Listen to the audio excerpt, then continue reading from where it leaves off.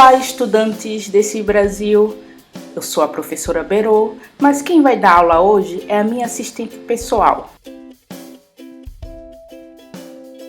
Neste vídeo, iremos estudar alguns componentes de hardware, entre eles o processador, a memória, as unidades de entrada e saída, os barramentos, o HD e, por fim, a placa de vídeo e rede. Vamos começar pelo processador. Vimos na história da computação que o ENIAC, o primeiro computador, não possuía um CPU, ou seja, não possuía uma unidade de processamento. Assim, cada tarefa era programada manualmente. Imagine o trabalho. Porém, alguma coisa tinha que ser feita. Imagina hoje se a gente tivesse que administrar manualmente cada tarefa do computador. Foi então que um matemático húngaro chamado von Neumann propôs uma arquitetura computacional em que uma máquina digital pudesse armazenar seus programas dentro de um espaço de memória. Então, a máquina proposta por von Neumann reúne os seguintes componentes: uma memória, uma unidade aritmética e lógica e uma unidade de controle. Dessa forma, Neumann introduziu a ideia da unidade central de processamento em um computador. E nessa arquitetura, o CPU permitia o armazenamento de dados e programa na mesma unidade de memória através de seus endereçamentos. A CPU, ou processador, é responsável pela execução das instruções e pelo controle do sistema. Os principais elementos da CPU são unidade lógica aritmética e unidade lógica de controle. A unidade lógica aritmética é responsável pelas operações aritméticas e lógicas. Ficou muito abstrato? Então vou explicar melhor. Como dito em outras oportunidades, o computador ele entende uma linguagem específica, a linguagem binária. Ou seja, o que ele compreende é uma sequência de 0 e 1. É na unidade lógica aritmética onde esses bits serão computados. E a partir de operações de adição, subtração e soma, ele faz o processamento. Por exemplo, o computador precisa calcular em qual endereço da memória está qual dado. Agora ficou claro? Vamos agora compreender a unidade de controle. A unidade de controle efetua as transferências de dados das unidades periféricas para a memória e vice-versa. Ou seja, ela faz o controle de tudo aquilo que está sendo executado. Por exemplo, no seu computador você abriu o navegador, começou a ouvir uma música. Todas essas tarefas serão administradas pela unidade de controle, que ficará o tempo todo se comunicando com a memória principal.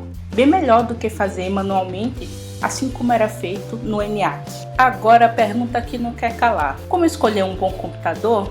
A partir do processador. No mercado, os dois principais fabricantes de processadores são a Intel e a AMD. Vai ser muito comum nos processadores da Intel você ver essa expressão Core 3, Core 5, Core 7, Core 9. E o que seria esse Core? Os processadores atuais trabalham com vários núcleos. Assim, eles conseguem executar várias tarefas ao mesmo tempo. E quando a gente escolhe um processador, observe essa palavrinha aqui, gigahertz. Hertz significa ciclos. Quanto maior o gigahertz, maior a capacidade de processamento de dados. Um processador Core 3 da Intel, que possui entre 2 a 4 núcleos, possui média de 3 a 4 GHz de velocidade. Um dos processadores mais poderosos da Intel, que é o Core 9, ele chega a ter 4.6 GHz de velocidade. A AMD é uma fabricante que também faz bons processadores. Quando você for comprar, observe sempre o núcleo e a quantidade de gigahertz. Na placa-mãe, o processador fica onde está a seta. Geralmente tem um cooler, que é tipo um ventilador. Como o CPU processa muitos dados, acaba esquentando e esse cooler ajuda a refrigerar. Vamos falar agora de algo que eu não tenho muito: a memória. A memória do computador é o local do armazenamento de dados e dos programas que os processam. A memória pode ser classificada em memória principal e memória secundária. Na memória principal, estudaremos agora a memória RAM e a memória ROM. Vamos começar pela memória ROM. ROM significa Read Only Memory. Viram só meu inglês? e traduzindo para o bom português significa memória apenas de leitura. A ROM é um tipo de memória não volátil. Volátil significa, em poucas palavras, algo que não permanece, é inconstante, muda com facilidade. A ROM, ela não é assim. Quando a gente fala em nível de memória que a memória é volátil, isso significa que, após acabar a energia dentro daquela memória, os dados não serão apagados. Para quem está curioso ou curiosa de como é a memória ROM e onde ela está localizada na placa-mãe, olha a foto dela aí. O computador, quando é ligado, ele não sabe de nada.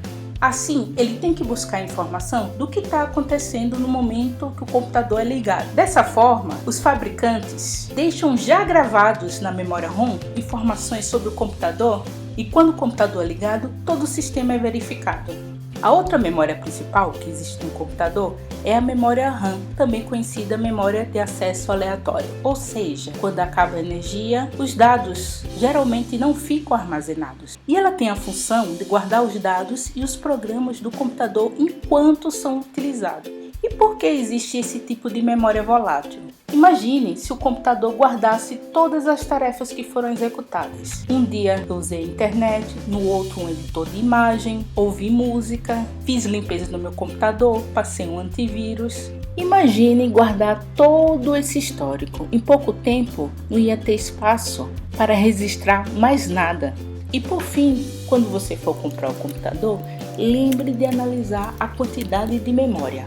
Pois como o processador e memória trabalham juntos, vai influenciar diretamente no desempenho da sua máquina. E isso poderá evitar a temida tela azul. Isso é tudo, pessoal. Espero que tenham gostado. Até a próxima aula.